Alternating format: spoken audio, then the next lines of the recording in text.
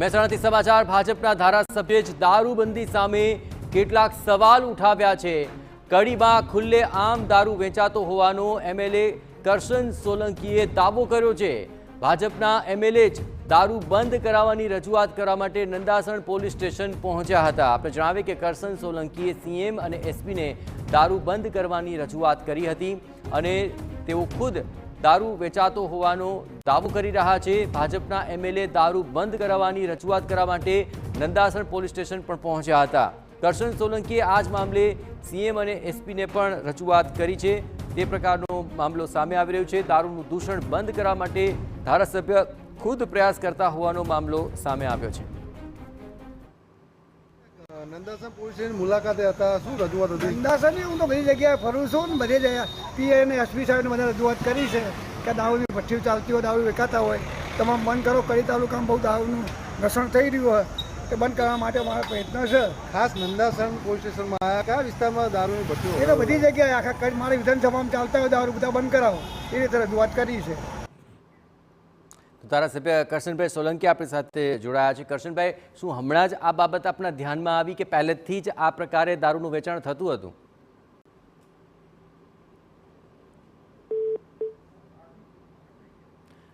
તો કરશનભાઈ સાથે વાત કરીએ પહેલાં ખાસ કરીને ટીવીના સંવાદદાતા મનીષ મિસ્ત્રી સાથે વધુ વાત કરીએ। મનીષ, આ મામલે ખુદ તેઓ પોલીસ સ્ટેશન પહોંચ્યા છે અને દાવો કરી રહ્યા છે કે અહીં દારૂ વેચાઈ રહ્યો છે।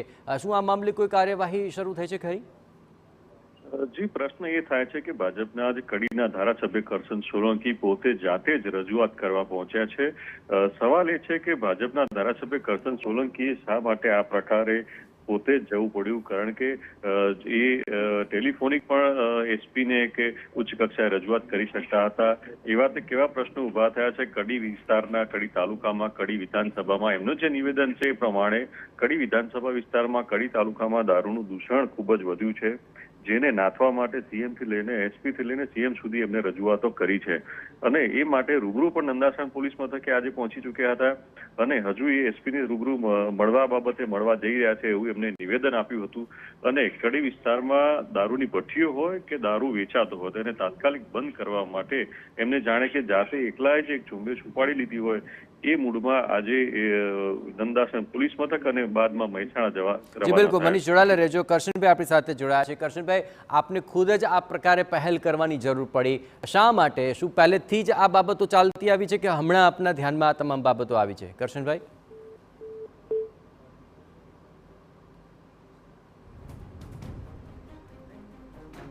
તો તેમની સાથે સંપર્ક નથી થઈ રહ્યો। મનીષ, આ સૌથી મોટો સવાલ એ પણ ઉઠી રહ્યો છે કે શું આ બાબતો તેમને હમણાં જ ધ્યાનમાં આવી હશે કે પહેલેથી જ આ મામલો રહેમ રાહે ચાલી રહ્યો હતો અને હવે મામલો ખૂબ આગળ વધી ગયો અને ત્યારે હવે તેમને ખુદ તંત્ર સામે જવું પડી રહ્યું છે? મનીષ, સવાલ ચોક્કસ એ થાય છે કે શું અગાઉ પણ આ પ્રશ્ન હતો કે અત્યારે અચાનક આ પ્રશ્ન ઉભો થયો છે કડી વિસ્તારમાં?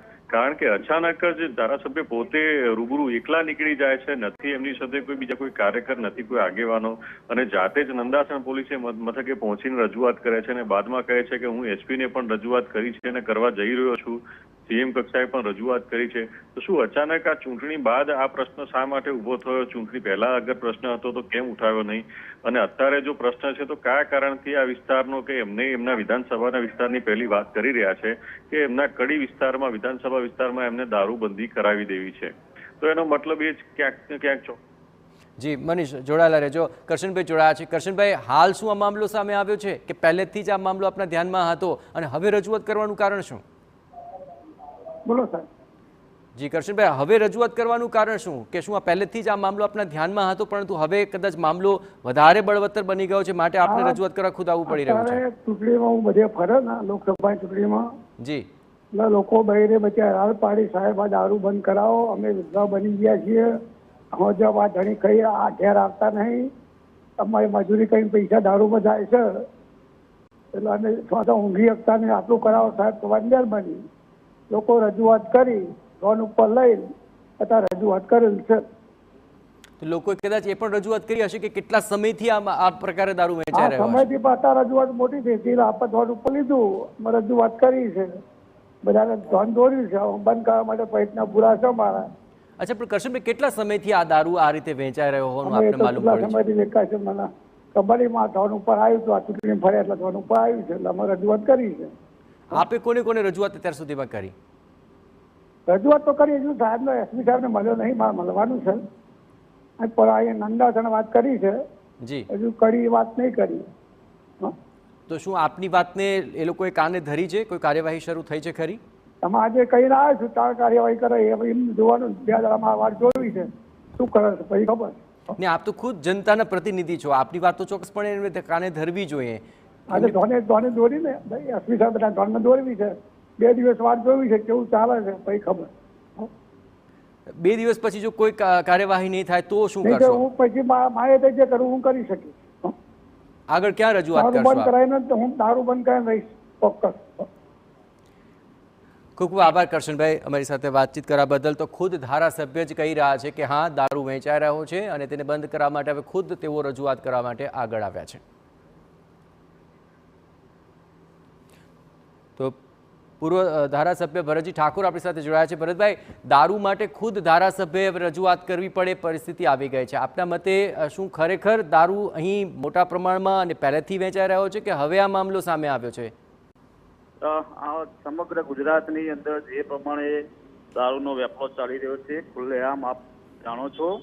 અને મહેસાણા જિલ્લાની વાત કરીએ તો મહેસાણાની અંદર પણ ઘણા બધા બુટલેગરો દારૂનું ખુલ્લેઆમ વેચાણ કરી રહ્યા છે. અને કડીના ધારાસભ્ય ભારતીય જનતા પાર્ટીના ચાલુ ધારાસભ્ય જ્યારે રજૂઆત કરતા હોય ત્યારે સરકાર માટે આ દુઃખદ બાબત છે. કારણ કે એમની જ સરકારના ધારાસભ્ય રજૂઆત અનેક વખત એમને રજૂઆત સંકલન સમિતિ, કલેક્ટરશ્રી અને એસપીને પણ કરેલી છે. અમે પણ દારૂબંધીની મુહિમ ચલાવી હતી. અને કડીની અંદર જે પ્રમાણે દારૂનો વેપાર ચાલી રહ્યો છે ખુલ્લેઆમ, અને ક્યાંક ને ક્યાંક અધિકારીઓ પણ એની અંદર સામેલ હોય એવું લાગી રહ્યું છે. ત્યારે મારો સ્પષ્ટ આક્ષેપ છે કે જો દારૂનો કડક અમલ કરવામાં નહીં આવે દારૂબંધીનો, તો ક્યાંક ને ક્યાંક બેન દીકરીઓ વિધવા બની રહી છે, ક્યાંક ને ક્યાંક યુવાનો દારૂના રવાડે ચડ્યા છે. તો ચોક્કસ મારું માનવું છે કે ધારાસભ્ય જે પણ રજૂઆત કરી છે એ ખરેખર યોગ્ય છે ને એની ઉપર કાયદેસરની કાર્યવાહી જે પણ બુટલેગરો હોય એના ઉપર કરવી જોઈએ એવું મારું ચોક્કસ માનવું છે. આભાર ભરતજી, અમારી સાથે વાતચીત કરવા બદલ. આ મામલે ફરી આપનો સંપર્ક કરીશું. પણ આ તમામ બાબતોમાં એક વાત કોમન આવી રહી છે કે ધારાસભ્ય, પૂર્વ ધારાસભ્ય એ સ્વીકાર કરી રહ્યા છે કે હા, કડીમાં ખુલ્લે આમ દારૂ વેચાઈ રહ્યો છે અને હવે તેને લઈને બંધ કરવાની રજૂઆત પણ થઈ રહી છે.